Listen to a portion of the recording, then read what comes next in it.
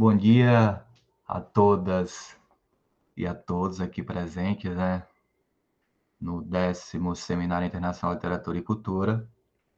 E vamos abrir, né, a sessão de número 12, que trata a respeito das faces do regionalismo em experiências estéticas, né?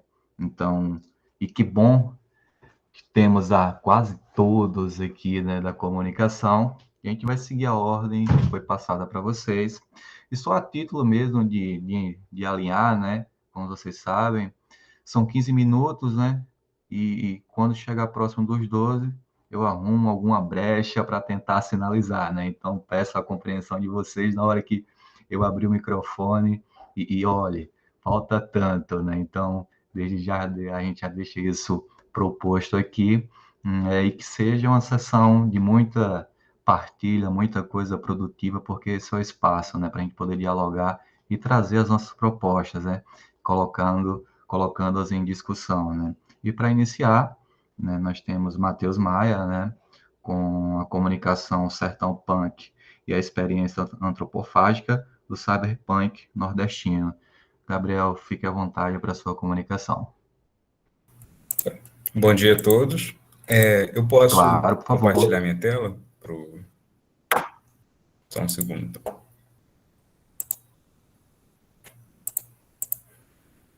Eu costumo usar um outro navegador. Não sei se aqui está Já aparece, aparecendo. tudo certo. Já está ótimo. Só prefaciando, então, eu sou o Matheus, eu sou aluno do doutorado da UF, a Universidade Federal Fluminense, e eu venho desenvolvendo uma pesquisa para tentar entender como vem se desenvolvendo esse movimento literário muito recente, que é o Sertão Punk, que eu vou tentar explicar na medida do possível, né, no tempo que eu tenho, e como ele se relaciona com diversas correntes, vanguardas e linhas de pensamento que se anteciparam a ele, e o que ele propõe de novo a partir desse arcabouço teórico do Colli Bebe. Primeiro, eu queria só estabelecer o Franklin Távora como um antecedente aqui do Sertão Punk. Franklin Távora foi um autor que eu dediquei toda a minha dissertação no mestrado, e ele foi um dos pioneiros da literatura regionalista, ou pioneiro, dependendo para quem você pergunta. Ele foi autor do Cabeleira, um romance que foi bastante discutido na época. Ele é um autor ele é cearense, mas ele teve toda a sua formação intelectual e atuação política e literária em Pernambuco. Ele se formou na Escola de Direito do Recife, e lá ele protagonizou várias polêmicas, inclusive.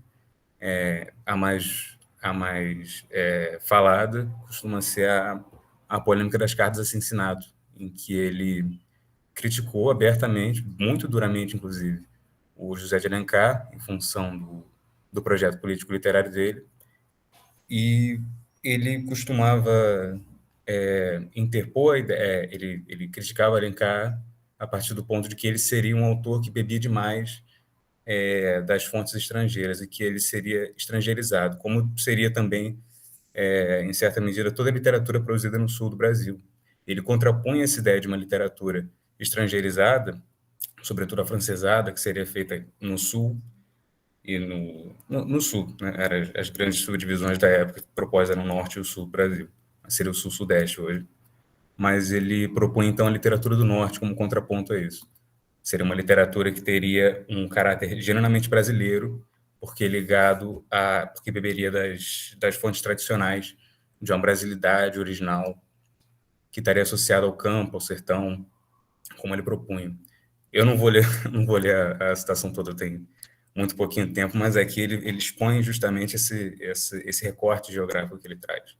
Esse caráter que é muito ligado a uma ideia essencialista da terra e de uma expressão literária que teria uma essência que emanaria a partir dela, né? E que seria expressa pelos autores dali. Mas, um pouquinho mais célebre, um amigo dele, inclusive, é o Silvio Romero, sergipano, inclusive, né, de Lagarto, e ele também ele estudou bastante a obra de Távora, ele ajudou a popularizar também, ele discutia muito, eles eram do que o Silvio Romero proporia depois como Escola do Recife, né? Apesar de, na época, isso não ser um movimento, um grupo assim, com contornos muito bem definidos. E ele vai um pouco nessa linha também do Távora, no sentido em que, quando ele fala na história da literatura brasileira, dessa relação dos autores nacionais com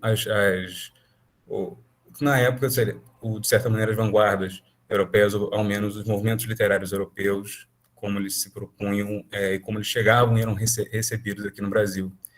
Ele entendia que aqui costumava-se, ele fazia a mesma crítica do Távora, né, que costumava-se fazer uma literatura de imitação, e que quando os autores se propunham a isso, agora na invenção da doutrina não lhes pertencia, né? Ele fala que é do estrangeiro, e ele é muito duro também nas palavras. Claro, o Silvio Romero era isso, né? Era muito cérebro justamente por isso, que ele comparava esses autores como simples caixeiros, simples moços de recados dessas ideias.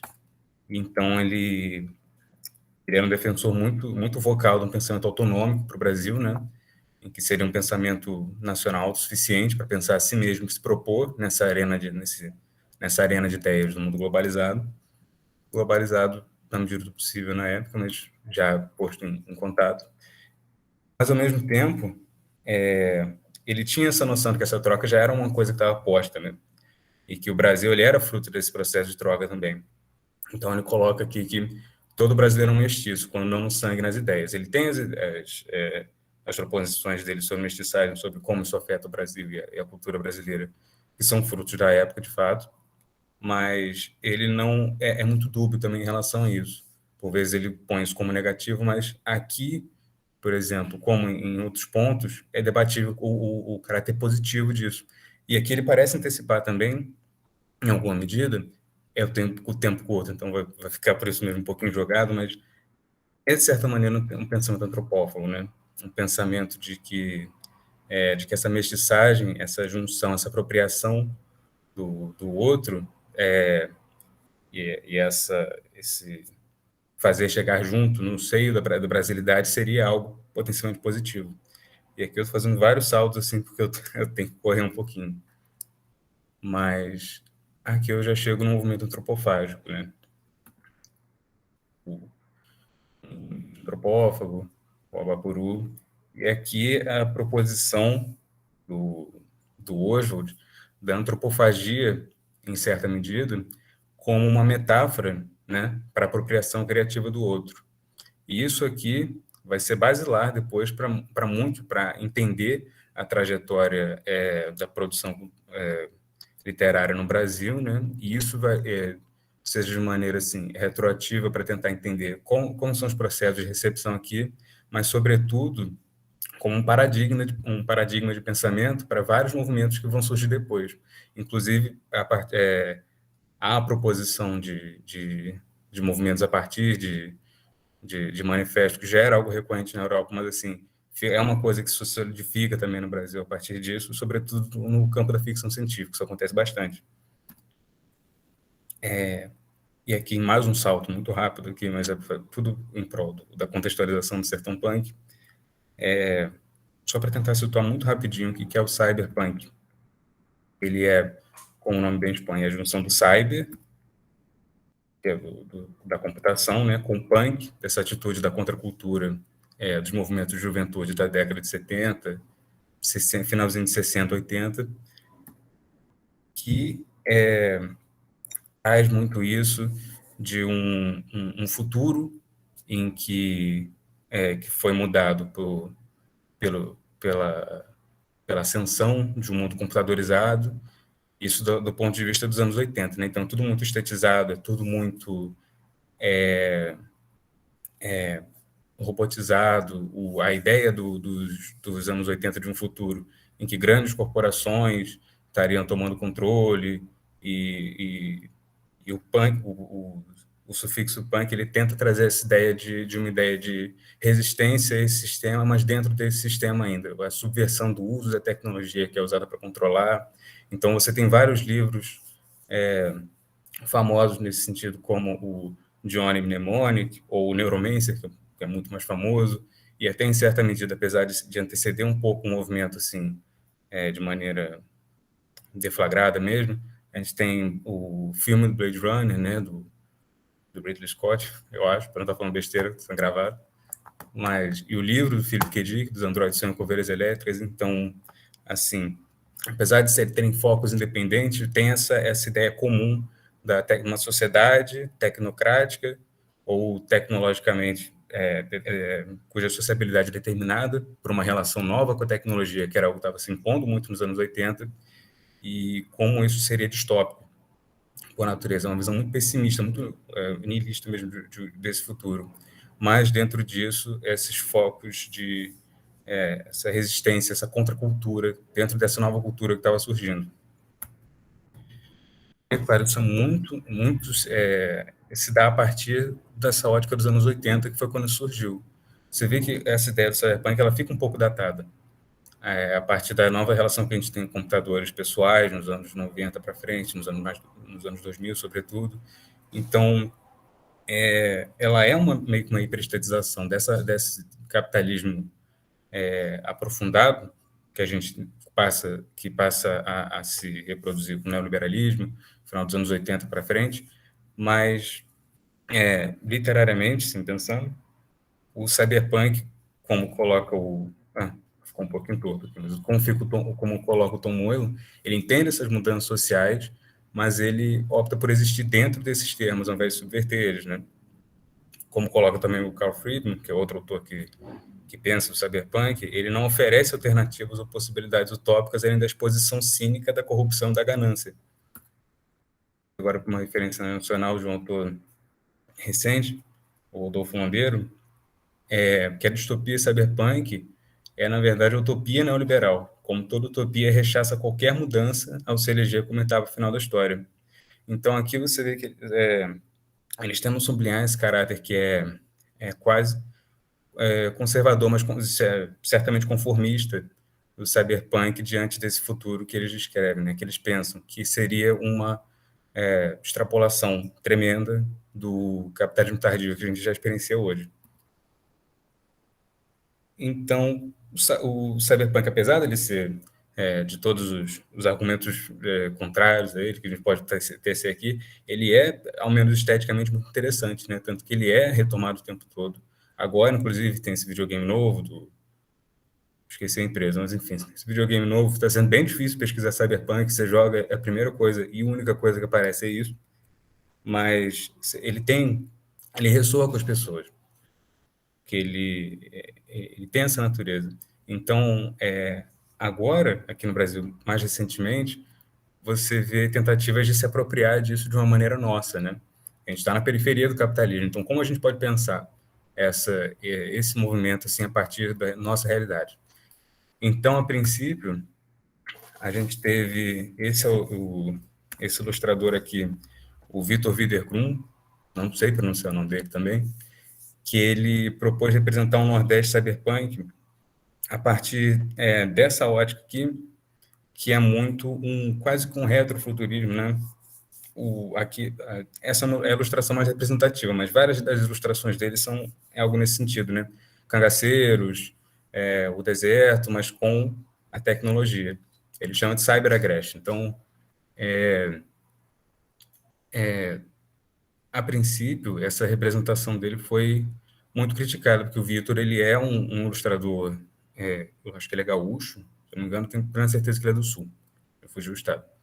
Mas alguns autores de ficção científica nordestinos e outras pessoas do público geral criticaram o fato de que as ilustrações dele elas têm um caráter muito exotizante em relação ao Nordeste e a representação dele desse futuro cyberpunk, porque ele continua preso a certos estereótipos de representação da região que se supõe que estariam superados em um futuro em que a tecnologia ela desenvolve a tal ponto de você ter lasers, supercomputadores e por aí vai. Bateu os 3 minutinhos. Tá ótimo. Oh, perdão, bateu 15, bateu Não, 10. faltam 3. Ah, tudo bem, dá tempo. Então, aqui, com esses 3 autores aqui, a Gabriela Diniz, o Alexei e o Alan de Sá, eles propõem o Sertão Punk como um movimento que efetivamente representaria um Nordeste do amanhã, um Nordeste futurista nessas bases cyberpunk, de maneira que pudesse efetivamente subverter essas ideias exotizantes e negativas mesmo de representação do Nordeste na literatura. Então, aqui você vê que, resumindo muito, todas essas falas aqui podem ser resumidas na ideia aqui do Alan de Sá, que seria o suicídio da literatura nordestina, né? Seria um equivalente literário do que aconteceu na cena musical, de uma tentativa de retomada da emancipação discursiva do Nordeste, da sua representação na literatura de ficção científica. Então, em suma, ele traz, né, elementos de diversas vertentes literárias e acontecimentos sociais impactantes, importantes na vivência nordestina e reflete sobre eles criticamente, né?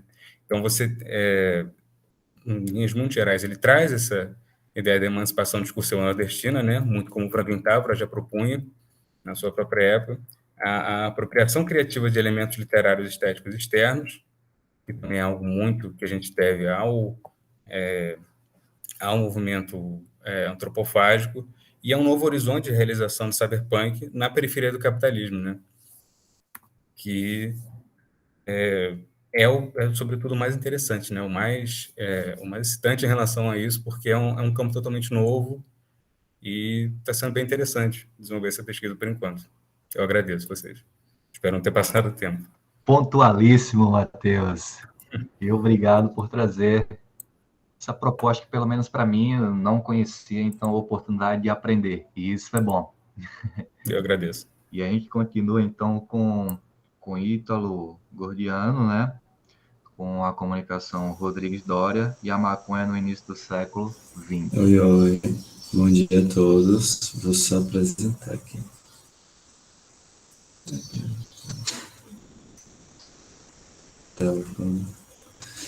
Então, para dar início logo, né, eu sou mestrando em Sociologia pelo PPGS. Tá dando para ouvir tudo tranquilo, né? Saiu do... Agora voltou. Agora sim. Vou começar a apresentar agora. Então, eu sou mestrando pelo Programa de Pós-Graduação em Sociologia. E Rodrigues Doria, ele foi uma peça da minha monografia, onde eu fui, através da sociologia do desvio, buscar como que a história natural da proibição da maconha foi forjada. E aí eu conheci Rodrigues Doria, né, que foi um médico sergipano, natural de Propriá, mas atuou a maior parte do tempo na Bahia, na Faculdade de Medicina da Bahia e na Faculdade de Direito da Bahia. Com isso, ele tem influência, né? Ele foi também um político, ele assume a cátedra da medicina legal, uma disciplina que começa a se envolver com o Estado no sentido de delimitar o que seria ou não o crime, né? Final do século XIX, início do século XX, as ideias higienistas e as ideias de uma civilização estavam em voga. Então, esse personagem, né, eu gosto de dizer que ele é muito caricato, porque ele fez muita coisa, mas pouco se fala sobre ele, né? Ele tem toda essa semi-biografia que eu coloquei aqui, né? Ele começa a estudar em 77, depois ele vai assumir em 85 a cadeira de Medicina Legal na Faculdade de Medicina da Bahia, depois em 95 ele é indicado a conselheiro municipal da Bahia, pela cidade de Salvador, depois ele vai ser eleito por 4 mandatos seguidos aqui em Sergipe, como deputado, e na virada do século, né, na primeira década, ele assume a presidência entre 1908 e 1911. E aí tá. Por que Rodrigues Doria? Porque quando eu fui começar a pesquisar sobre como surgiu, né, o enclave que torna possível a proibição da maconha, eu descobri que ele foi o pioneiro. Ele foi o pioneiro porque as pesquisas dele estavam muito voltadas para a moral, para a ética, para o direito. E aí, esse mix de disciplinas que ele vai costurando durante a vida dele conseguiu estabelecer, né, ideologias e até uma própria estética, que ele forjou a estética do maconheiro, né, lá no início do século XX.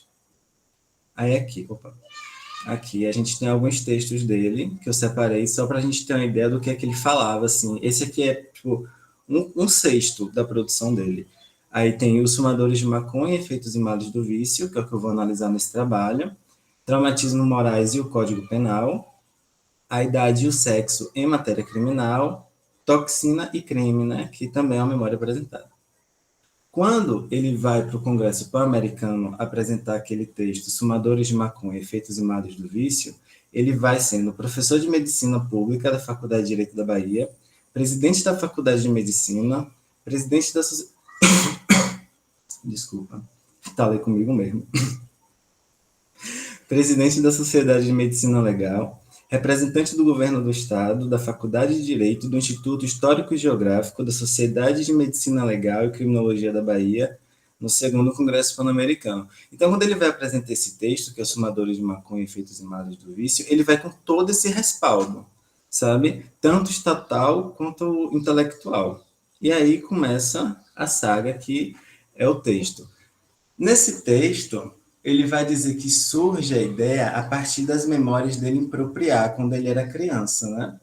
E aí, o segundo parágrafo do texto, ele começa a introduzir como que estaria sendo o processo de abolição no Brasil e a integralização do negro na sociedade, né?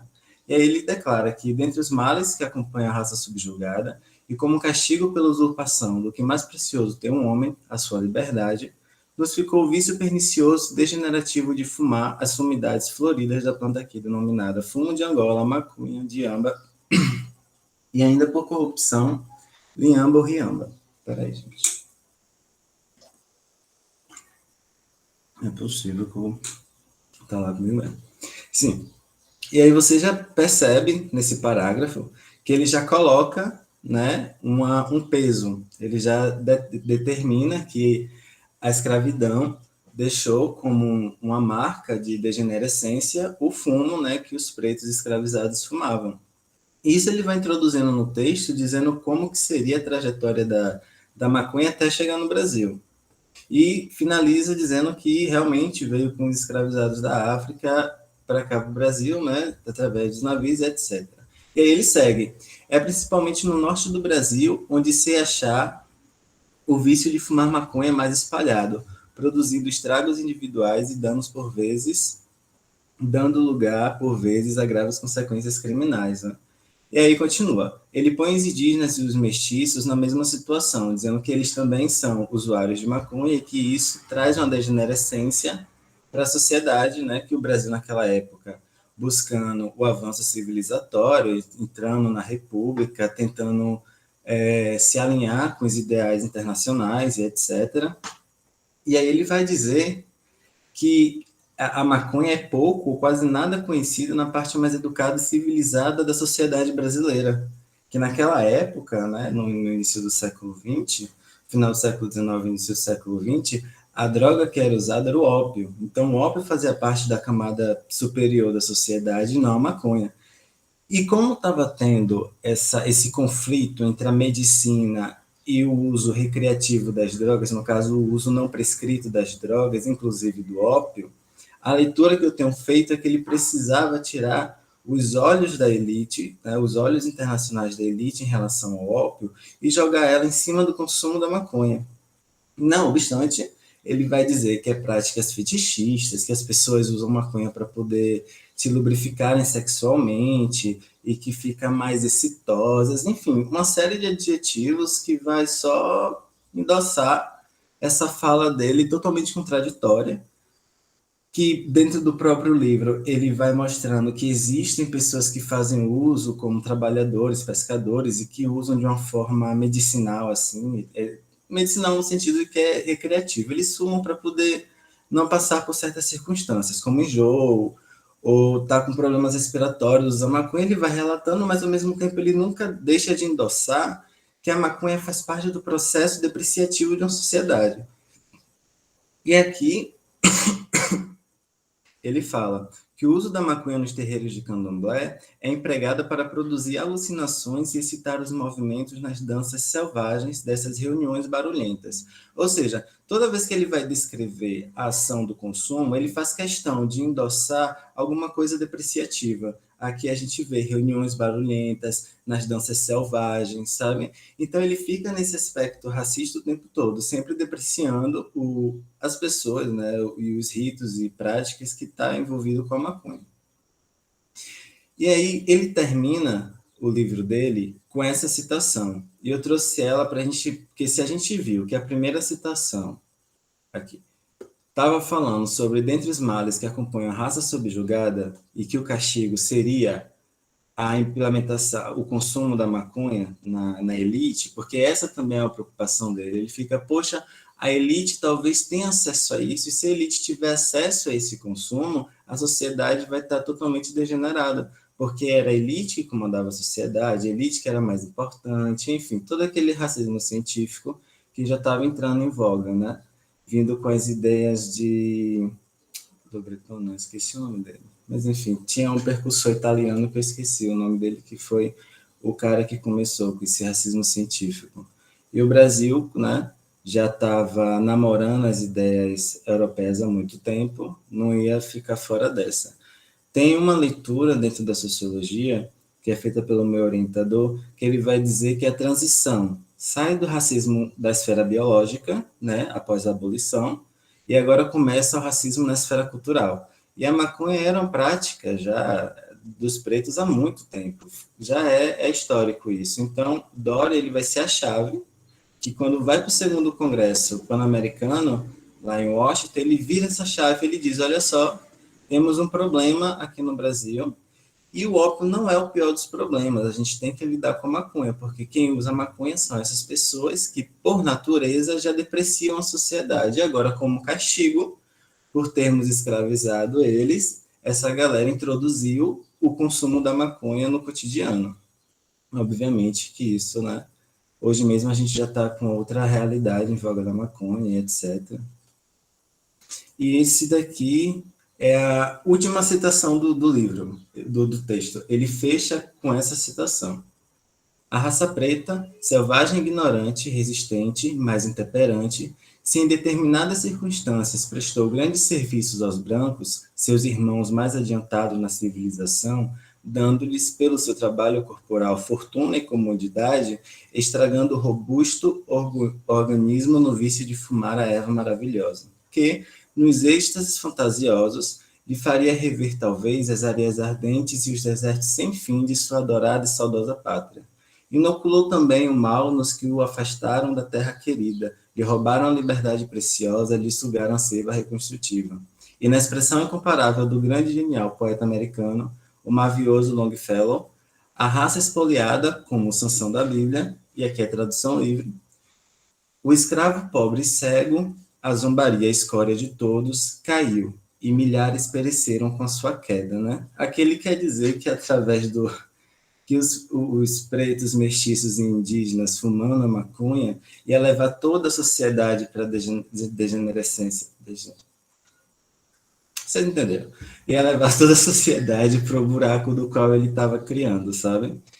E aí é isso. Acho que com esse trabalho, a minha principal intenção é apresentar a biografia dele, né? Mostrar um pouco da história, como que ele estava na Faculdade de Medicina da Bahia, na Faculdade de Direito da Bahia, e como por ele ter tido passabilidade dentro da política, sendo deputado, ou ocupando cargos de respaldo, como os cargos sanitários, as ideias dele, além de serem espraiadas, foram bem recebidas e legitimadas, né? E com isso, a gente teve depois, em 1926, uma reunião do ópio, mas foi, aí em 1912, depois em 1926, e ele endossando.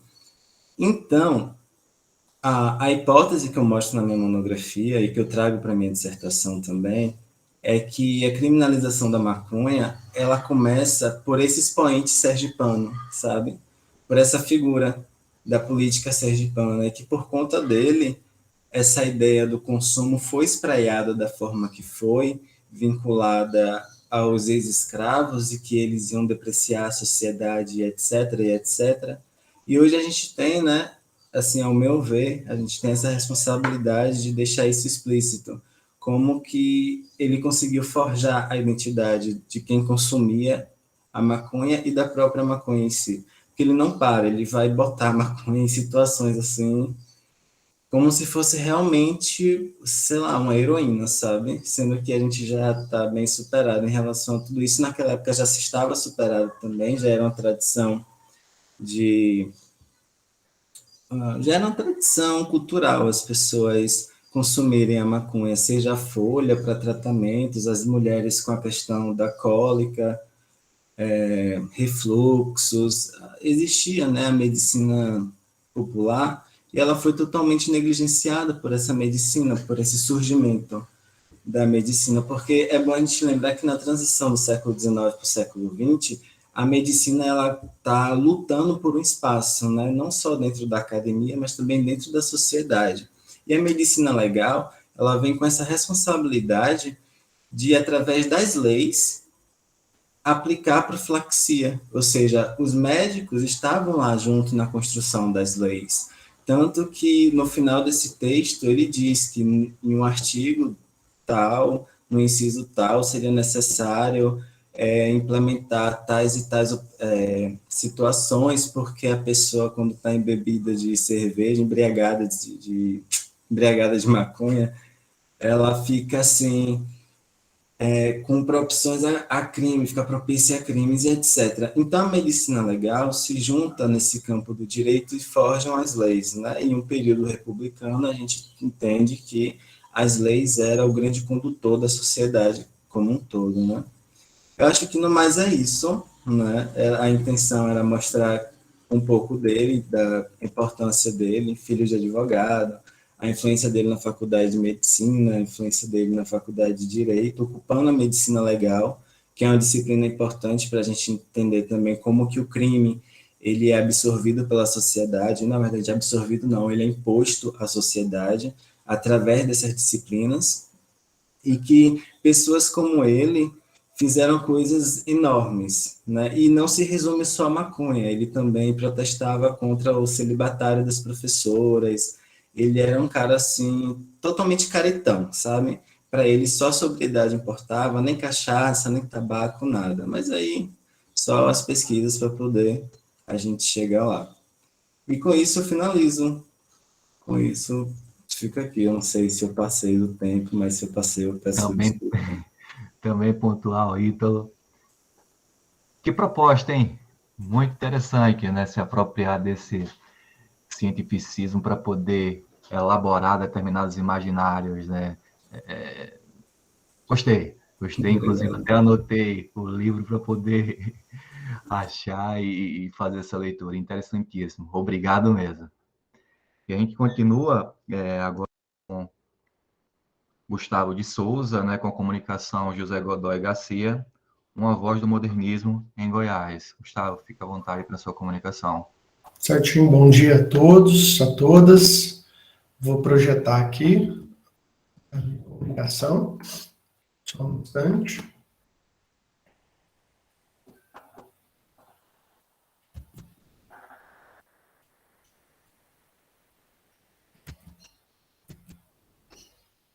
Tá conseguindo ver aí? Tudo direitinho, fica à vontade. Bom, então vou falar um pouco do José Godoy Garcia, essa voz, né, do modernismo, uma das vozes do modernismo no estado de Goiás. Foi a pesquisa da minha dissertação de mestrado, né, que eu estou retomando agora do doutorado. Bom, quem é o José Godoy Garcia? Ele é um escritor goiano, né, que nasceu na cidade de Jataí no ano de 1818. 1918, essa data está errada. Ele estudou no Liceu de Goiás, onde ele foi companheiro do Bernardo Ellis, que é outro escritor do modernismo goiano. Ele participou da construção de Goiânia e Brasília, dedicou-se a 12 anos ao Partido Comunista. Sua primeira publicação data de 1948, que é o nome da obra dele, que chama Rio do Som. E o José Godoy Garcia ele publicou, a partir de 1948, obras em verso, prosa e crítica. E a proposta desse estudo, dessa comunicação, é aproximar esse José Godoy Garcia com o modernismo brasileiro como um todo, né?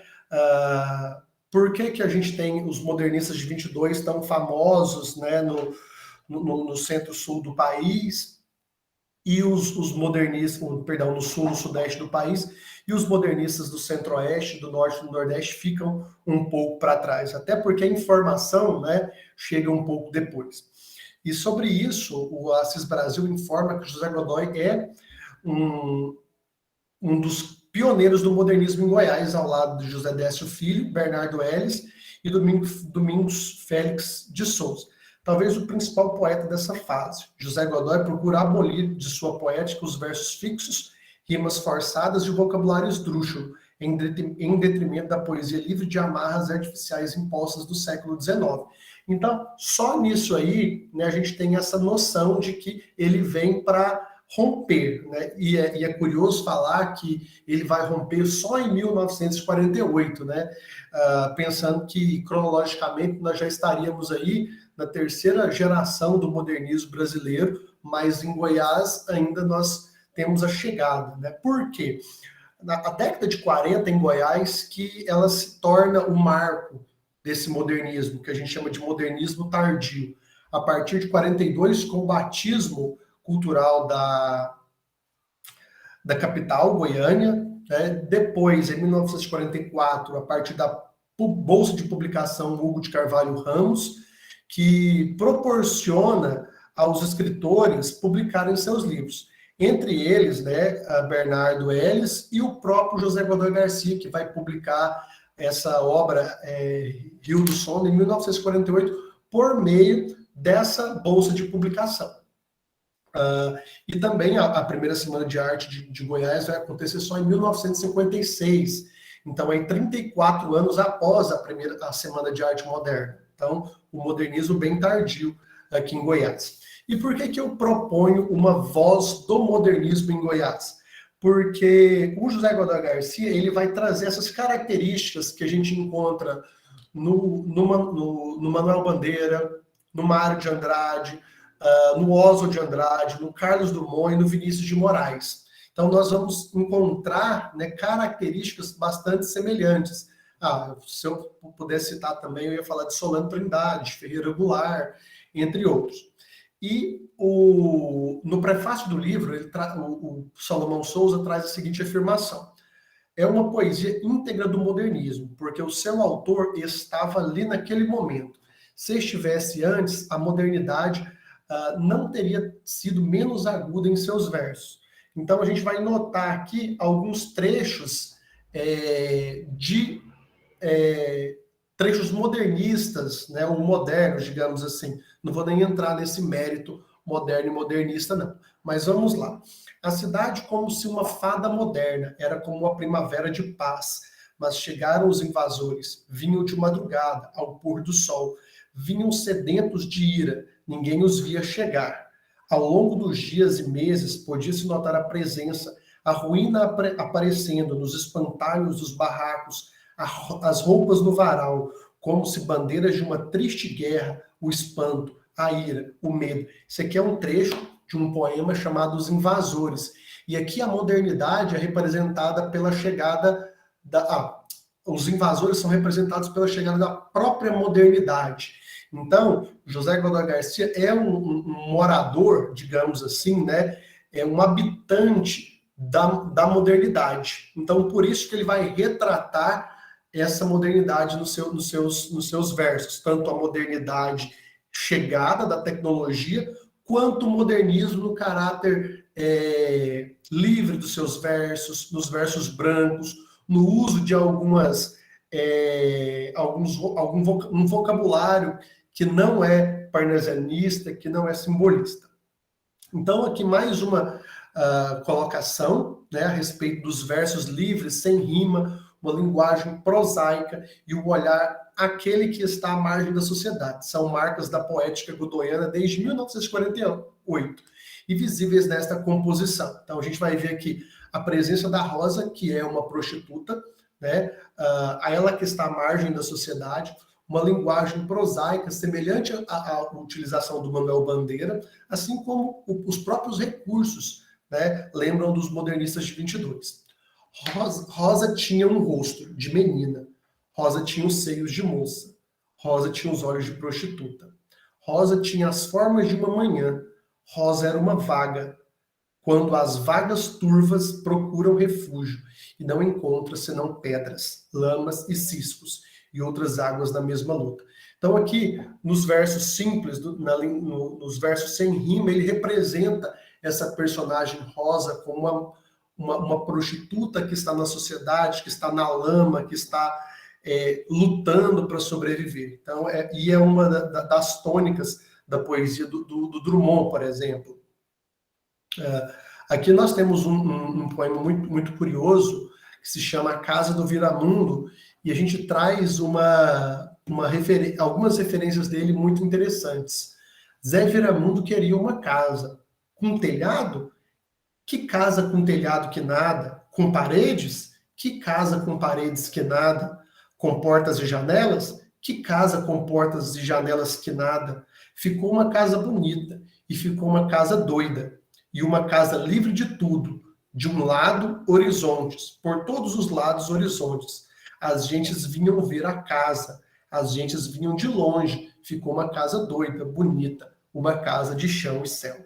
Então, primeiro, eu vou pegar aqui e lembrar lá do Mário de Andrade a linguagem. O capoeira. Quer apanhar, soldado? O quê? Quer apanhar? Pernas e cabeças da calçada. Então, o uso do que, do cum, pelo eu lírico do poema do José Godoy Garcia, relembra o capoeira, né? O morador de rua, o marginal, o marginalizado, na verdade, né? Lá do Mário de Andrade. Né? Se a gente pegar outros poemas dele, também vai fazer referência nessa linguagem oral, na linguagem prosaica. Mas a referência não é só superficial assim na escrita. Esse poema vai lembrar o Vinícius de Moraes. Era uma casa muito engraçada, não tinha teto, não tinha nada, ninguém podia entrar nela não, porque na casa não tinha chão, ninguém podia dormir na rede, porque na casa não tinha parede, ninguém podia fazer pipi, porque pinico não tinha ali, mas era feita com muito esmero, na Rua dos Bobos, número 0. Então, a casa de chão e céu do Zé Viramundo faz referência à casa que não tem nada, a casa muito engraçada, né, do Vinícius de Moraes. Então, a gente pode, numa leitura mais sociológica, né, refletir que essa casa é a casa do morador de rua, aquele que não tem casa propriamente dita, que a casa dele é o chão e o céu. Então, notem que as temáticas, elas são revisitadas, né? As temáticas do modernismo brasileiro, dos principais modernistas, são revisitadas pelo José Godoy Garcia. Aqui nós temos uma poesia do Centro-Oeste, né? Porque uma das características do modernismo também é o regionalismo. Então, vamos lá. Eu vou tomar banho no Rio do Sono, depois todas as mulheres do mundo virão dormir comigo, porque as águas do Rio do Sono são milagrosas e dizem que fazem os homens se tornarem calmos.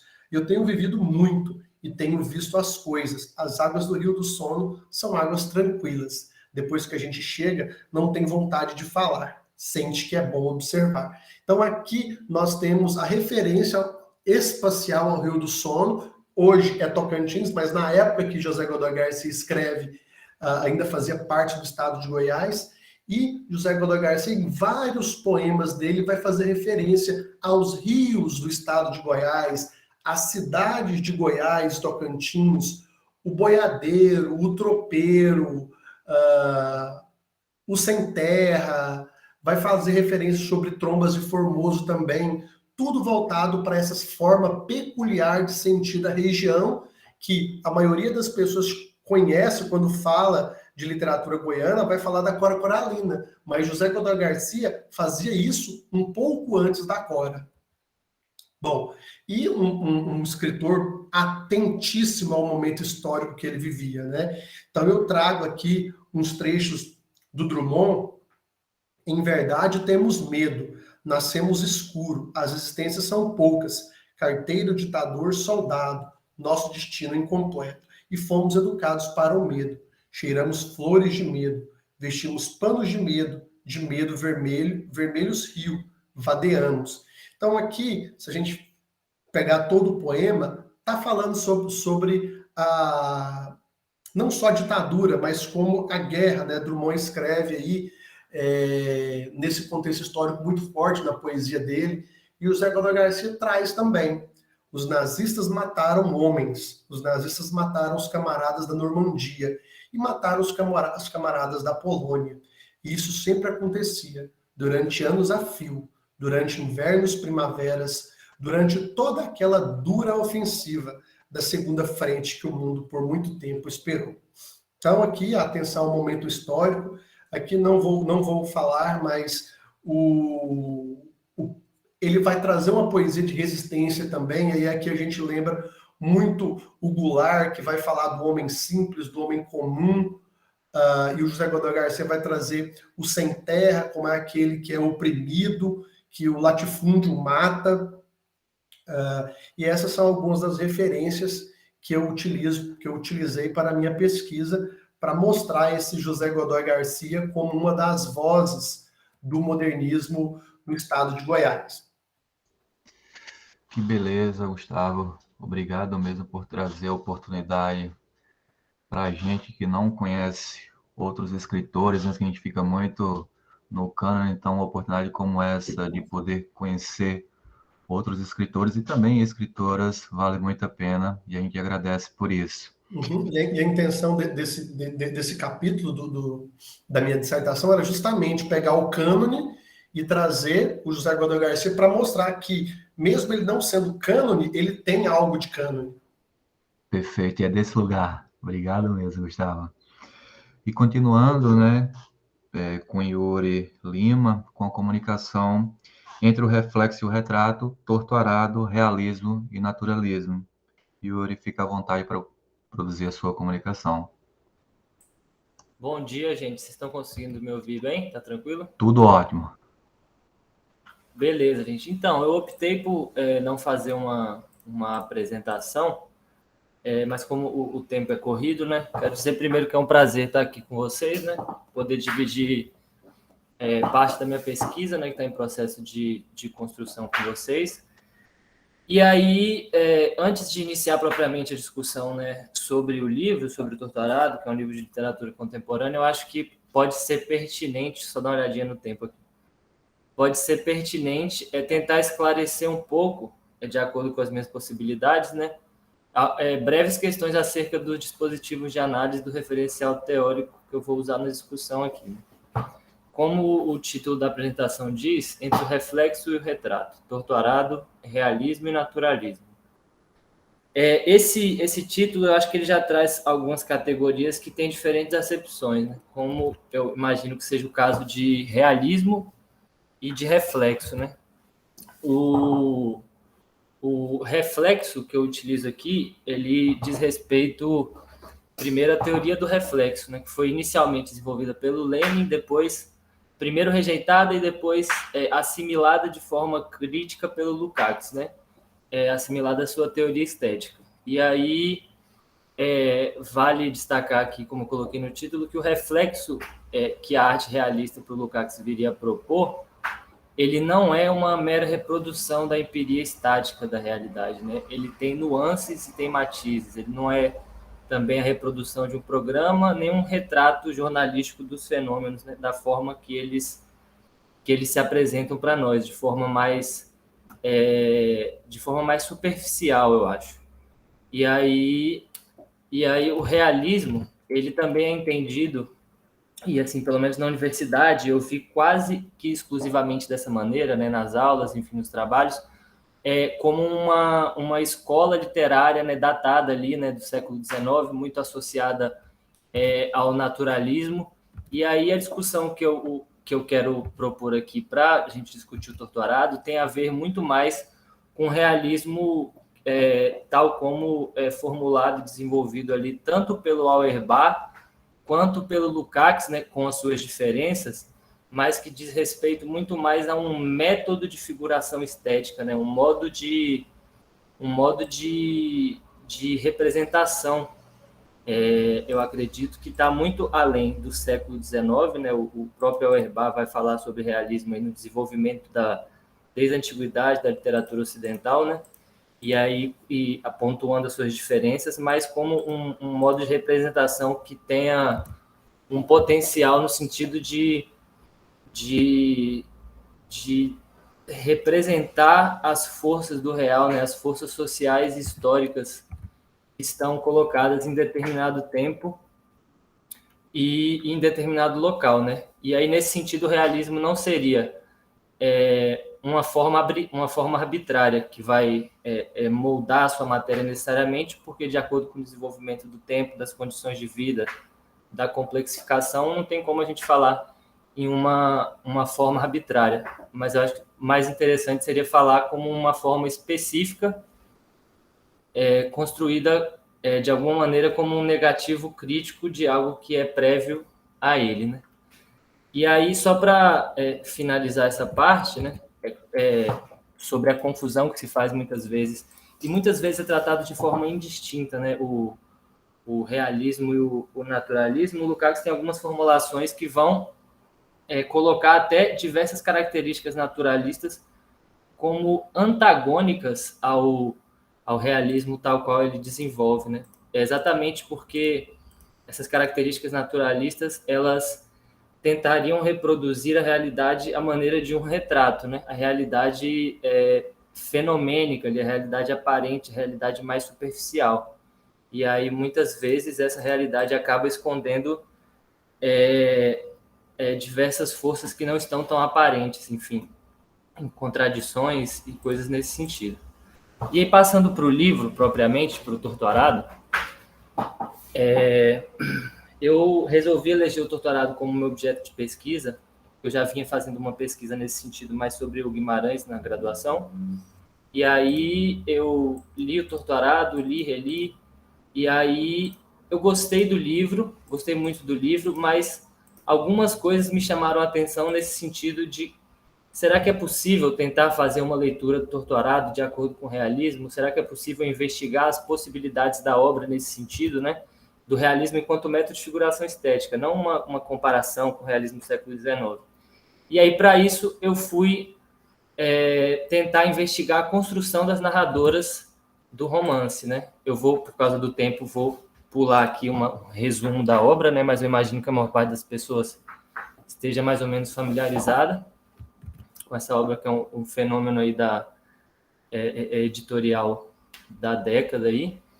E aí o Itamar ele vai se valer de 3 narradoras protagonistas, né, para a construção do romance dele, sendo que a última é uma entidade, né? Então são 2 irmãs ali, são 2 mulheres negras sertanejas, né, da Chapada. E aí ele vai construir essas narradoras de maneira que com uma ficcionalização de testemunho, que é uma ficcionalização, mas ao mesmo tempo ele também colheu muito material, né, com a tese de doutorado dele, com o trabalho de campo. E aí ele vai, de alguma maneira, eu acho que fazer um registro individual escrito no livro ali de uma memória coletiva que foi passada de geração a geração de maneira, sobretudo, oral. Mas o livro tem essa importância ímpar, né, que é esse registro, o registro dessa memória, né, por meio dessa ficcionalização de testemunho. E aí eu acho que o trabalho consiste, em alguma medida, em investigar em que medida que essa narração, essa ficcionalização de testemunho, ela contribui artisticamente para a compreensão da nossa realidade, e em que medida a construção dessas narradoras é consistente no sentido de uma discussão realista, tal qual eu coloquei aqui, de acordo com a acepção do termo que eu estou pretendendo discutir. E aí, primeiro, eu acho que vale ressaltar alguns aspectos que mais me chamaram a atenção no livro, né? Primeiramente, assim, o livro tem, me parece, um tom na construção das narradoras. Isso pode representar diversas coisas, não dá tempo para desenvolver muito aqui, mas ele tem um tom que, em larga medida, é um tom monocorde, me parece. Assim. Me parece que as três narradoras, elas têm um tom muito parecido, um tom, em alguma maneira, quase homogêneo. E aí eu me pergunto, isso pode, com certeza, denotar um certo caráter coletivo dessas narradoras, né? Sobretudo a terceira narradora, que é uma entidade, né? Mas me parece também que isso, ainda que se fale em coletividade, você ficcionalizar esses testemunhos de forma tão semelhante pode talvez também representar um empobrecimento da subjetividade dessas narradoras. Quando você coloca personagens tão distintas, uma que foi escolarizada e a outra não, e a entidade, uma que tem a capacidade da fala e a outra não, de forma tão monocorde, isso talvez possa representar um achatamento da subjetividade dessas narradoras, o que seria um problema para uma leitura realista do romance. E aí, tem quanto tempo aí?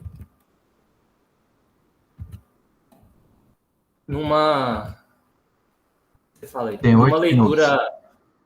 Ah, maravilha. Então, indo para a construção das narradoras de uma a uma, que eu não sei se vai dar tempo de fazer, mas uma coisa que me chamou a atenção desde a primeira leitura do Torto Arado é o seguinte, é que, falando aí de naturalismo, né, tal como eu coloquei aí, e algumas características, não é, quando eu coloco essa relação, não é o naturalismo como um todo, por exemplo, não é uma certa tentativa de linguagem, de representação transparente, porque há um trabalho da linguagem do Torto Arado. E aí, mas, por exemplo, né, uma coisa que me chamou muita atenção em Torto Arado e que eu fui relendo para ver se era isso mesmo, é que eu considero que há em Torto Arado, de alguma maneira, sobretudo na parte narrada pela Belonísia, né, que leva o nome do livro, que é a zoomorfização das personagens e das pessoas daquele local, o que me chamou a atenção de forma especial, assim, porque eu fiquei pensando, se para um narrador onisciente, né, um narrador em terceira pessoa, isso é problemático, né, a zoomorfização, né, você retratar determinado setor da sociedade ou pessoas daquele meio, né, como uma manifestação espontânea da natureza ali ou algo nesse sentido, eu acho que isso pode se tornar muito mais problemático se a gente considera que em Torto Arado, em diversas passagens, essa zoomorfização é operada a partir da perspectiva da narradora sobre si mesma e seus pares. Então, eu separei algumas passagens, eu não vou ter tempo para ler as passagens propriamente, mas há passagens de Torto Arado em que a Belonísia, principalmente, ela fala sobre o próprio corpo, né? Suando, tremendo e exalando odores como um potro. Ela fala das crianças que nasciam como paus de orelha no charco, depois da vazante. Ela fala sobre se sentir como uma fruta pronta para que os pássaros viessem bicá-la. Enfim, e algumas passagens, só para mencionar 3, algumas passagens nesse sentido, me fazem ver, de alguma maneira, esse problema que eu coloquei, né, da zoomorfização operada a partir da perspectiva da primeira pessoa, essa mulher se enxergando seus pares dessa maneira, e o que é problemático, e eu acho que, de alguma forma, pelo menos na minha leitura, me fez sair um pouco da narrativa e mirar direto a figura do autor, porque eu achei pouco convincente a recorrência dessa zoomorfização por parte da Belonísia sobre ela mesma e sobre os seus pares.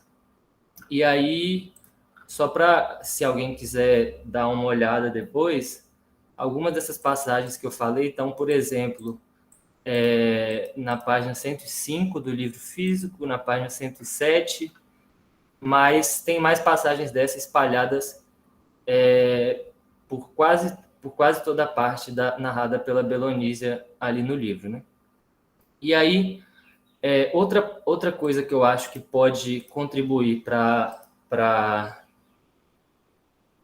não sei se para nublar ou para funcionar como obstáculo, né, na proposta de uma construção realista mais consistente dessas narradoras, me parece ser um elemento do livro que é o forte didatismo presente na obra. Assim. Em algumas passagens a gente nota que ele desenvolve uma ação ali no plano da narrativa, onde as coisas estão colocadas, e aí parece que depois disso, em algumas passagens, fica muito claro que parece que tem um ponto e entra, de alguma maneira, o Itamar ali para explicar ao leitor do que se trata aquilo, né? E aí, lembrando do Benjamin, ainda que falando de outros tipos de narrativas, mas ele coloca aqui no narrador, né, que a arte da narrativa consiste, né, 50%, ele fala, se eu não me engano, em evitar explicações desnecessárias. E aí eu acho que, assim, até se o fim for pedagógico, ser tão didático pode não ser interessante, porque eu acho que você corre o risco de tirar o leitor da força da narrativa e do desenvolvimento dos acontecimentos da forma que eles estão se dando na história, né, do enredo propriamente. Yuri, 2 minutinhos. Beleza, vou só pro fim aqui, porque eu falei das duas irmãs. Por fim, para falar da Santa Rita Pescadeira, uma parte, eu tinha que falar também, não vai dar tempo, sobre o final da parte destinada a Belonise no livro ali, em que ela demonstra uma onisciência que não se explica no plano da narrativa, não se explica no livro. Ela vai narrar a trajetória dela do pai, da outra fazenda para a fazenda Água Negra, e ela conhece tudo nos mínimos detalhes. Ela sabe o que o pai pensou, ela sabe o que o pai falou, enfim, o que acaba se mostrar. Eu acho que é até um problema mais básico no sentido do desenvolvimento da construção dessa narradora. E, por fim, dando um salto gigantesco, né, para falar sobre a Santa Rita Pescadeira, né, que vem, de alguma maneira, né, resolver o caroço, né, do romance ali de forma mística, né, com um elemento da religião, do Jari ali, que está muito presente no livro inteiro. Uma passagem especial para colocar aqui da Santa Rita Pescadeira, que está na página 249 do livro, me chamou a atenção. Quando ocorre o justiçamento ali, né, quando o patrão da fazenda é morto em vingança pela morte do Severo, ela vai narrar, né, que a esposa, né, sai desesperada da casa após ser chamada e receber a notícia, né, do ocorrido. A esposa sai com as crianças em volta e tal, não sei o quê. E aí, o que vem a partir daí? Isso é a santa narrando. Ela fala: o grito da mulher havia sido tão desesperador que mobilizou boa parte dos moradores das cercanias. Ninguém conseguia entender o que ela dizia e o choro das crianças havia se tornado mais nítido porque chamavam pela mãe. E aí a Santa Rita Pescadeira vem com essa informação que parece muito estranha, ainda mais considerando a entidade.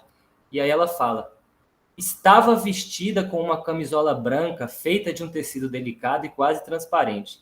Era possível ver os mamilos de seus seios jovens rijos por trás do tecido, movimentando-se, agitados ao sabor dos nervos abalados. E aí, essa foi uma das partes, para sintetizar, né, que também me chamou a atenção e me tirou do desenvolvimento da narrativa, que me pareceu uma inconsistência, assim, né, a Santa Rita Pescadeira é uma entidade descrevendo, no meio da questão do assassinato ali, das crianças chorando, de todo mundo chorando, fazendo essa descrição erótica da figura da viúva ali, e aí sem entrar em questão, né, se era viúva do patrão ou não, mas me pareceu muito descabida essa descrição no conjunto da construção da personagem ali, da Santa Rita Pescadeira, inclusive referente ao próprio tom dela, e isso me saltou aos olhos. Tirando as passagens demasiado explicativas, que eu acho que também tiram um pouco de força da narrativa, eu acho que o grosso, assim, da apresentação é esse, né? Tem muito mais, eu separei inúmeras passagens, mas a gente não tem tempo, né? Passagens em que eu pontuo também partes que eu considero positivas nesse sentido da construção realista da obra, mas de acordo com a minha leitura do referencial que eu estou mobilizando, de fato, essas partes, nesse sentido de construção, são partes mais raras na construção dessas narradoras. E aí, eu acho que é isso, no geral. Obrigado, Yuri, pela Valeu. partilha. E à medida que você ia falando, algumas coisas iam surgindo, né, desse ponto de vista do realismo, né, que eu me lembro de uma ideia do professor Gesiel, da UFBA, né, que ele articula essa proposta do realismo para pensar um necrorrealismo, né, e talvez nos ajude também a pensar essa proposta de construção do torturado. Mas, enfim, é outra conversa e há espaço para o diálogo, assim a gente espera. E continuando, né, a sessão, a gente passa a palavra para a Juliana Rizzi, né, com a comunicação Diálogos entre Literatura e Direito em Tortarara, de Itamar Vieira Júnior. Juliana, fica à vontade para poder comunicar. Olá, boa tarde já, né? Aqui pelo menos já passou do meio-dia. Vou tentar só compartilhar a minha apresentação.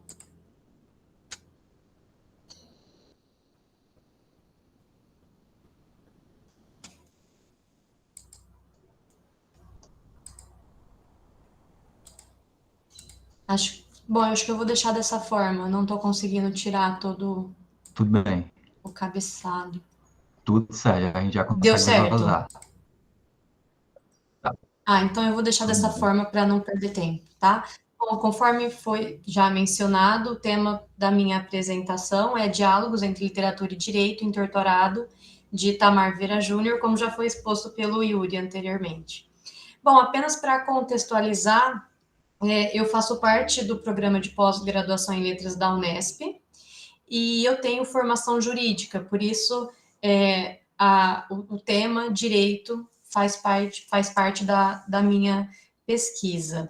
Eu fui apresentada ao mundo da literatura comparada pelo meu orientador, antes, né, de estar nessa posição, quando ele me convidou para participar de um capítulo do livro Literatura e Direito, Confluências e Afinidades. E desde então eu me interessei cada vez mais com essa relação interdisciplinar, literatura e direito, e isso resultou no meu projeto de pesquisa que está em andamento, estou no segundo semestre do mestrado, e que tem também esse mesmo objeto de estudo, que é o torturado.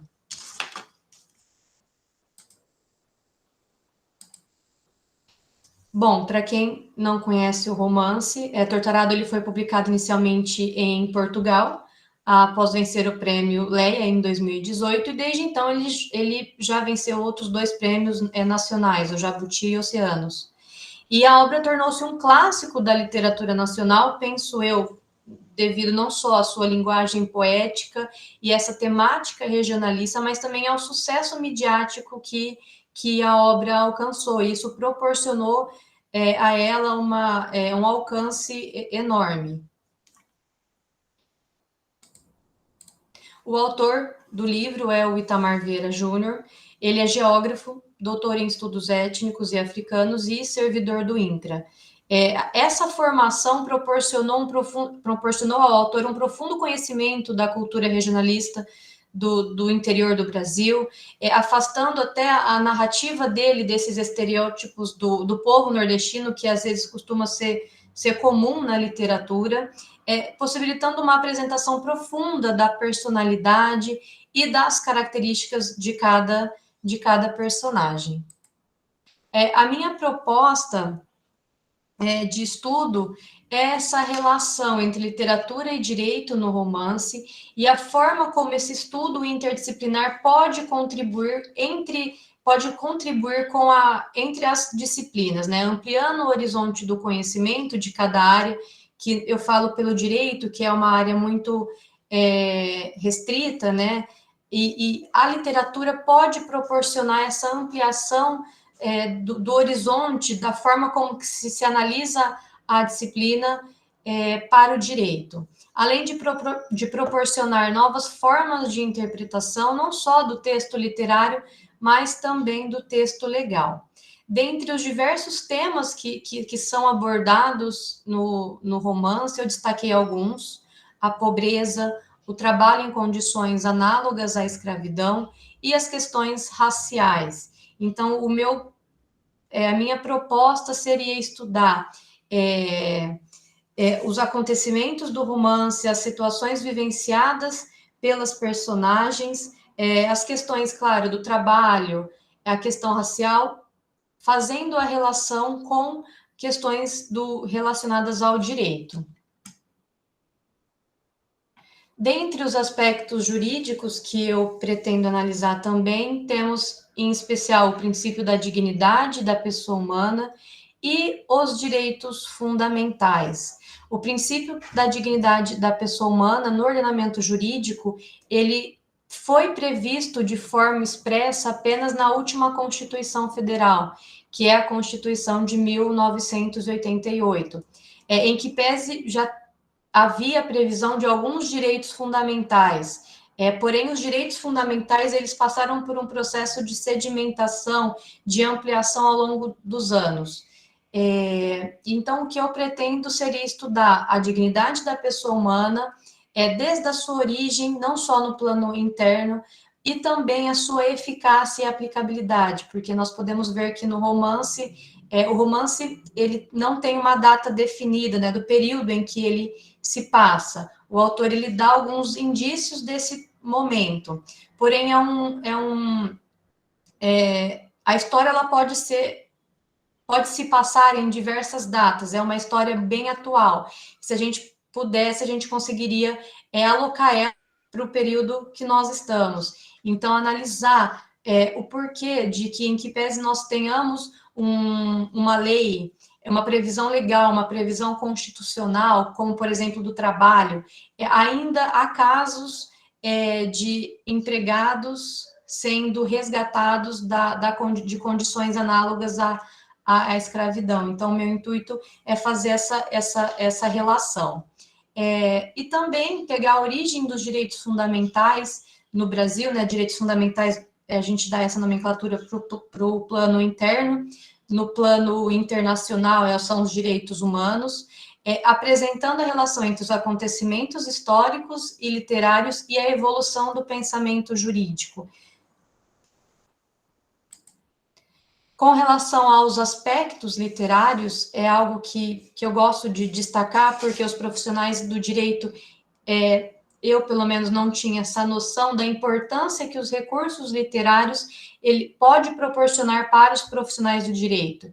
Então, eu trouxe aqui a relevância da liberdade narrativa enquanto agente transformador do pensamento jurídico e também como responsável pelas discussões de temas importantes para a sociedade. O próprio Torto Arado, ele leva a gente a uma realidade que às vezes não é a minha, não é de todos, mas que leva a gente a discutir aquilo, como que uma situação pode acontecer ainda, sendo que existe todo um ordenamento, uma legislação, um ordenamento jurídico protegendo as pessoas daquelas condições. Então, a literatura, penso eu, que tem esse papel, né, de levar a gente a discutir aquilo, a entender que aquele tipo de situação, ela existe, né, e que ela deve ser não só discutida, mas também de se coibir tipos de situações. E também a função humanizante, que eu acho que está incluída nisso também, e a capacidade de proporcionar o reconhecimento individual e o surgimento da empatia pelo próximo.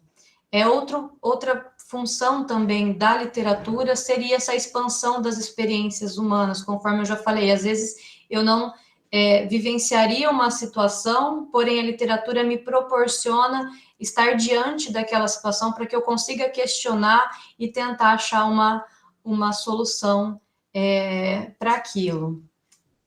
Bom, a minha apresentação, ela gira em torno disso, ficou até um pouco mais rápido do que eu imaginava.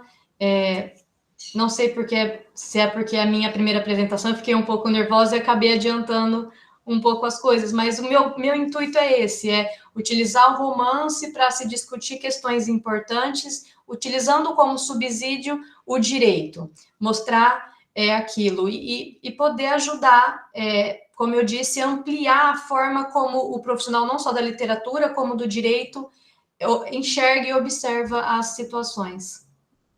Eu agradeço a A oportunidade. gente agradece, Juliana, e não importa a possível velocidade, o que vale é a direção e você comunicou, e é isso que cabe, né? E é importante em torno da literatura observar outros ângulos, né? A partir desse aula Literatura e Direito, né? Para tornar ainda mais o texto literário potente e pulsante, né? Então, oportunidade incrível e toca o barco nessa pesquisa, porque vale a pena, né? E assim a gente continua, né?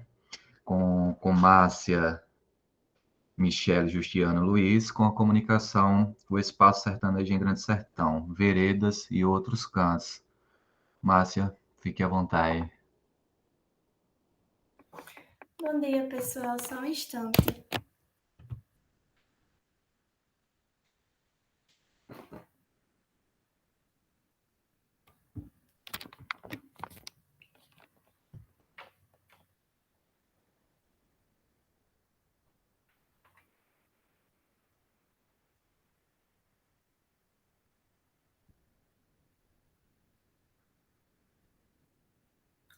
Vocês podem me confirmar só se estão vendo? Sim, estamos vendo. Tá. Então, mais uma vez, bom dia, pessoal. Eu sou a Michele, eu sou graduada em Letras pela Universidade Federal do Rio Grande do Norte e sou membro do projeto de pesquisa Modulações Contemporâneas do Regionalismo Literário Brasileiro. E hoje eu irei apresentar uma parte do trabalho que eu venho desenvolvendo junto ao meu orientador, André Tessaro Pelinser, intitulado O Espaço Sertanejo em Grande Sertão Veredas e Outros Cantos. Para iniciar, eu começo apresentando a respeito da problemática que gira em torno da vertente regionalista, pois ao longo da história literária, a crítica tem considerado o regionalismo como uma manifestação de má qualidade artística, ligando ao arcaísmo, descritivismo e à cor local. Dessa forma, difundiu-se uma dicotomia entre o universal e o regional, em que as obras de má qualidade artística seriam regionais e as de boa qualidade seriam universais. Lúcia Miguel Pereira, por exemplo, delimita que ao regionalismo só lhe pertencem de pleno direito as obras cujo fim primordial for a fixação de tipos, costumes e linguagem locais, cujo conteúdo perderia a significação sem esses elementos exteriores, e que se passa em ambientes onde os hábitos e estilos de vida se diferenciam dos que imprime a civilização niveladora. Em seu ponto de vista, Miguel Pereira concebe o regionalismo como uma literatura menor, ou seja, incapaz de lidar com outros temas e questões e, portanto, só daria conta de traduzir as peculiaridades locais, limitando a tradição literária à descrição ou documentação de uma dada realidade.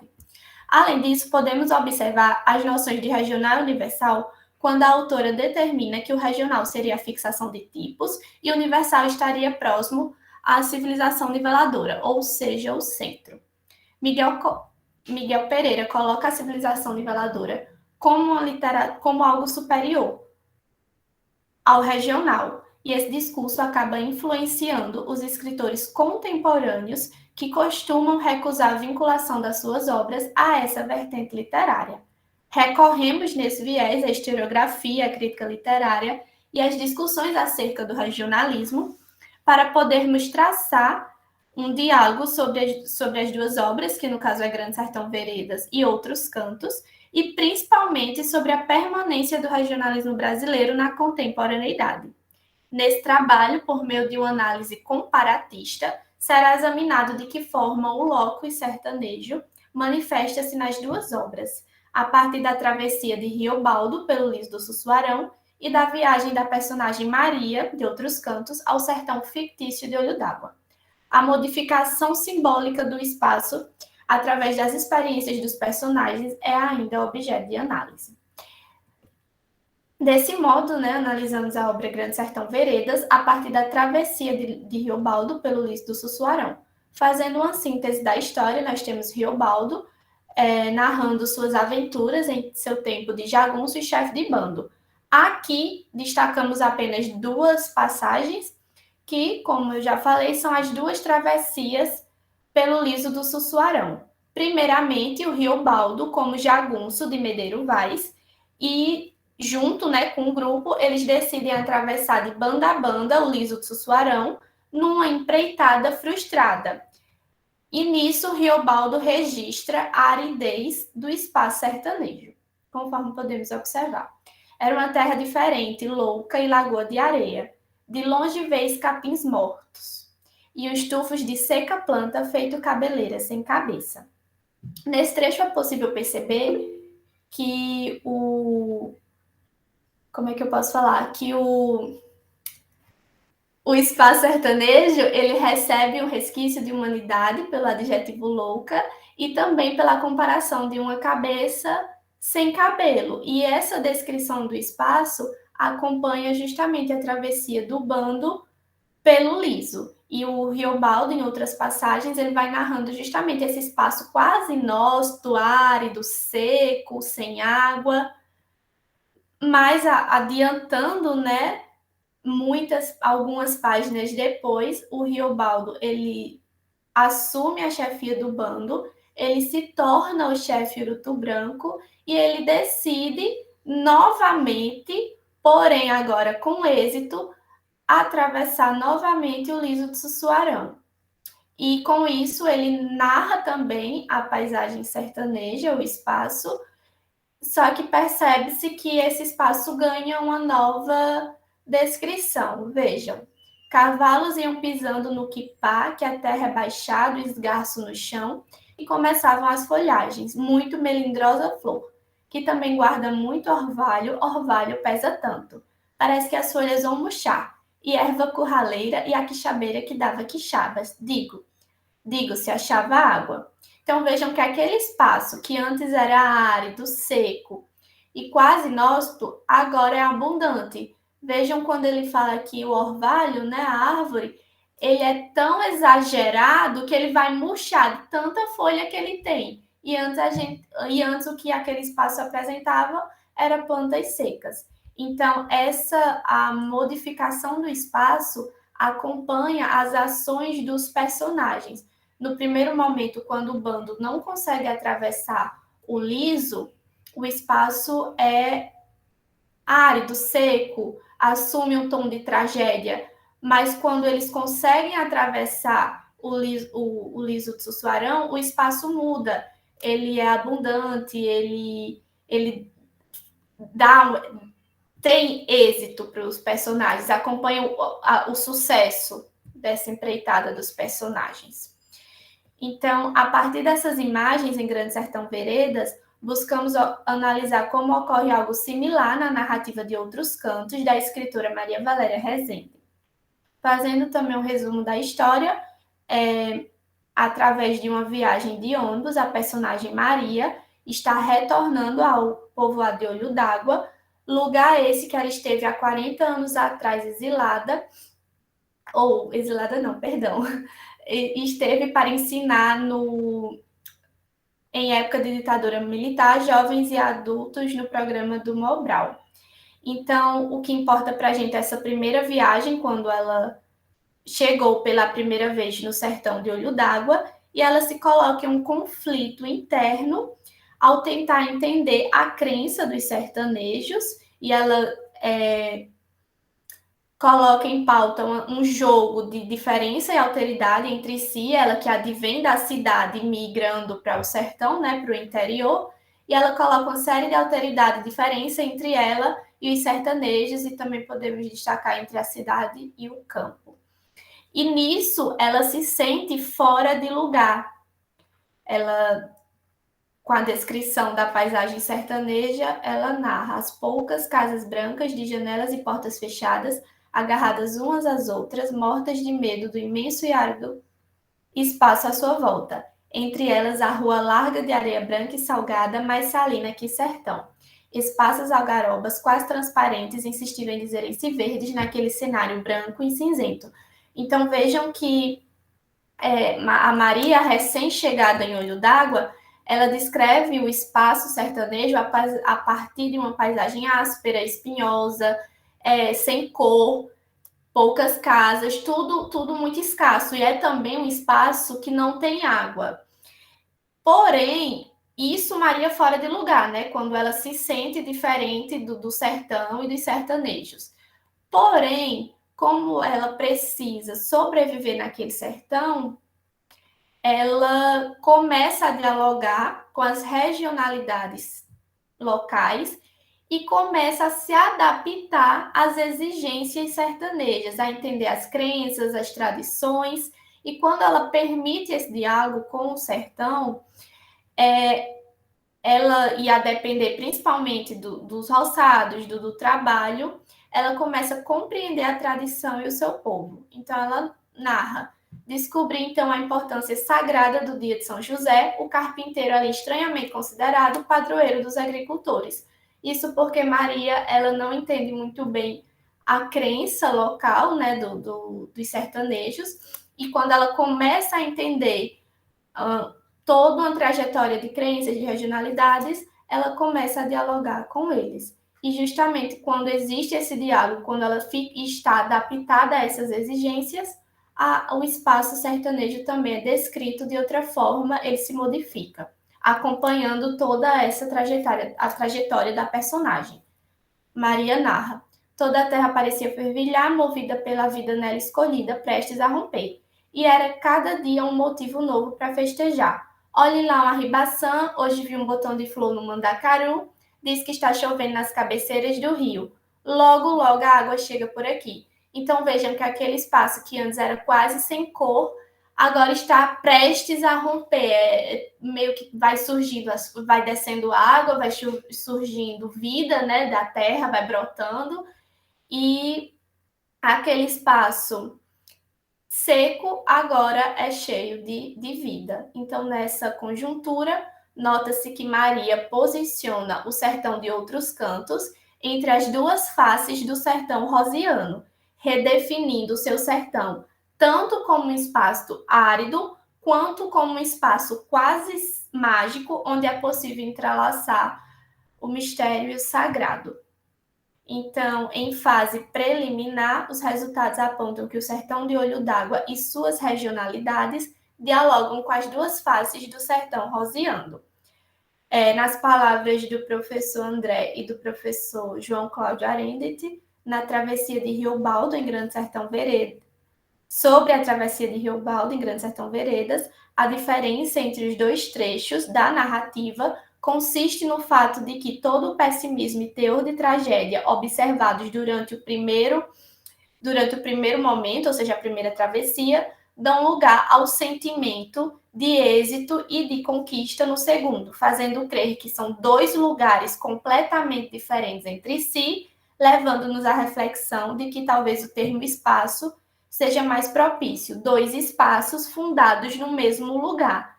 E a mesma coisa é possível perceber em Outros Cantos, essa ideia de que seja dois espaços diferentes fundados no mesmo lugar.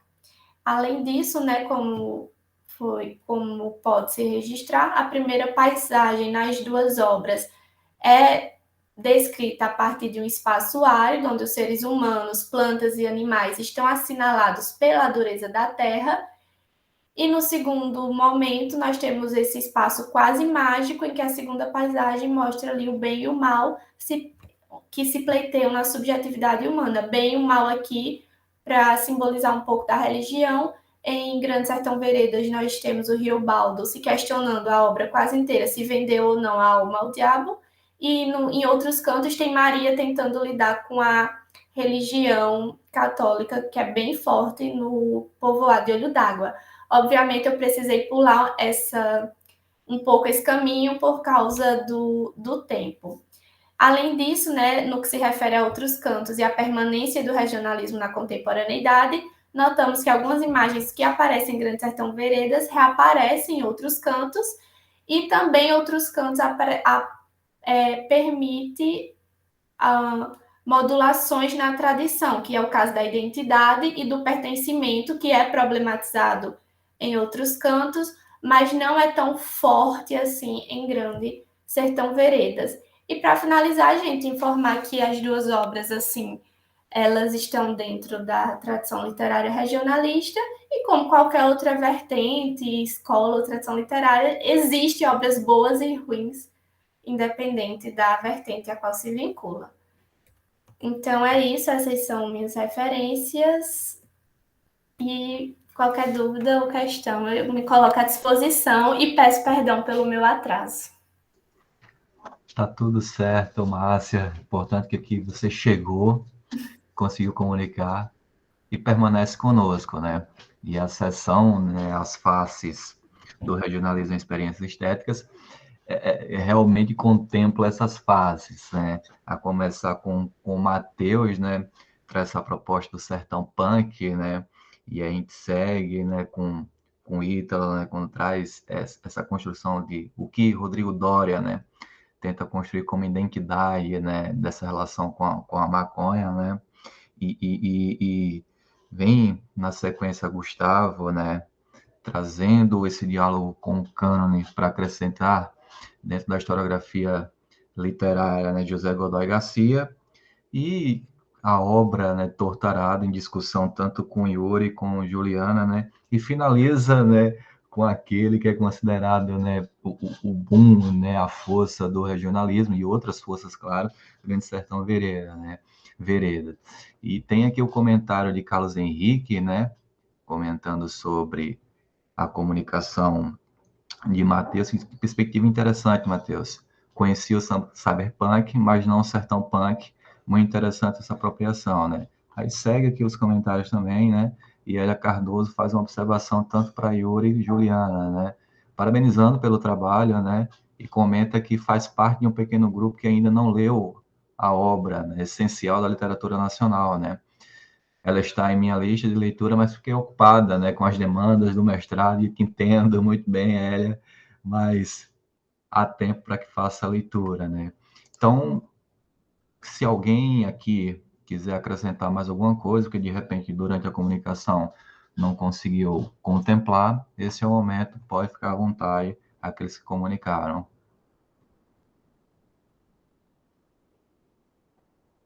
Se Matheus, se Ítalo, se Gustavo, Yuri, Juliana e Márcia.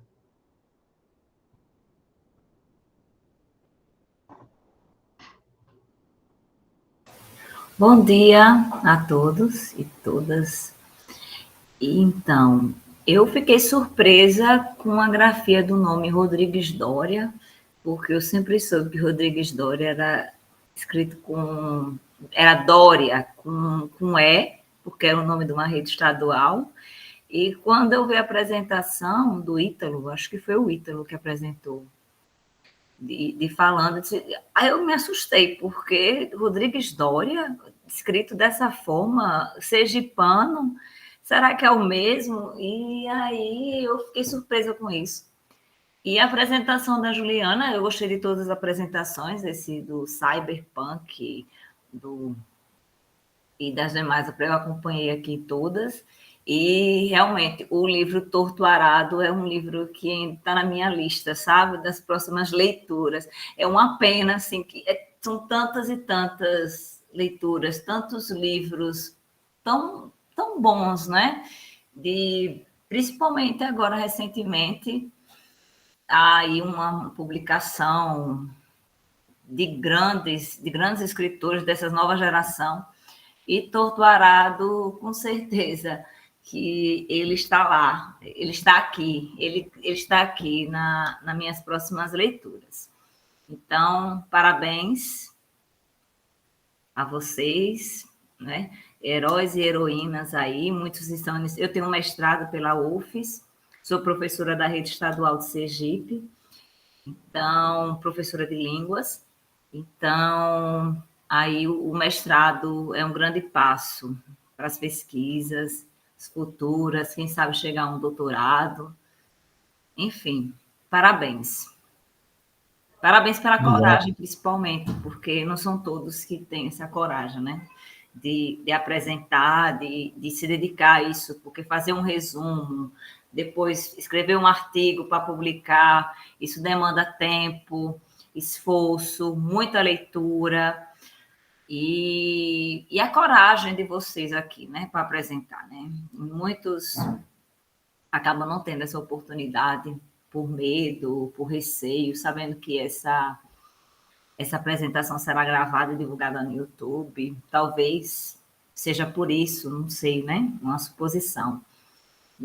E um bom dia, uma boa semana. Hoje termina, né, o Senalic, e aí vamos assistir, né? Vamos estar presentes em outras apresentações de nossos colegas. Obrigado, Ana Paula, pela gentileza da partilha, né? Alguém mais? Eu vou agradecer pela recepção, né? Eu não sou da literatura, sou da sociologia, e eu fico grato de poder ter vindo aqui e mostrar o trabalho que eu tenho desenvolvido, né? Uma parte do trabalho que eu tenho feito, mostrado como o Dória está aí, né? E Ana, pois é com I, velho. Eu também achava que era com E, porque tem uma escola no Siqueira Campus que tem o nome dele, o Dória, com E. Só que aí, na pesquisa documental, é com I. Descobri que era com I, também tive a mesma sensação. Fora isso, só agradecer mesmo pelo espaço. E é isso. E parabéns a todo mundo que apresentou. Foram ótimos os trabalhos. E muito bom ver que a produção acadêmica segue firme e forte, né? Que a gente está tendo cortes, etc. Mas estamos aí. Ciência está sendo feita. A gente sempre fez ciência com quase nada e agora a gente está fazendo ciência com nada. E mostrando que, mesmo assim, somos bons pesquisadores e estamos, né, engajados nessa missão. Valeuzão, gente. Esse é o espírito, Ítalo. E para poder encerrar a sessão, mais uma vez, a gente agradece a colaboração e a participação de todos e todas, né? Um abraço para vocês e espero que possamos nos ver por aí. Até mais. Abraço.